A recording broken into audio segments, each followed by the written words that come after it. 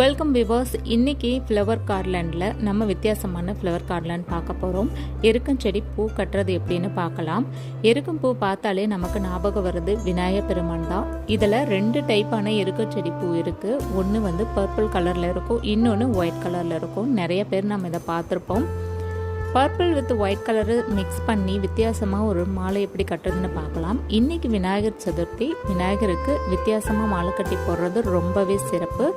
இதோடு நான் ரோஸ் கொஞ்சம் பூக்கள் சேர்த்து வேறு மாதிரி கட்ட போகிறேன்.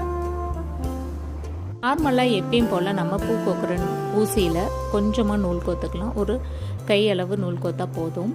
அதில் இந்த மாதிரி மாலை கோக்கிறதுக்காக எருக்கம் பூவிலேருந்து அது மேலே இருக்கிற மொட்டு மட்டும் தனியாக பிரித்து வச்சுருக்கேன். அதை ஒன்று ஒன்றா கோத்துக்கலாம். இது நம்ம விருப்பம் தான். மேலே ஒரே மாதிரியும் கோக்கலாம், இல்லை அப்படின்னா மாற்றியும் கோத்துக்கலாம். இந்த மாதிரி சின்ன சின்ன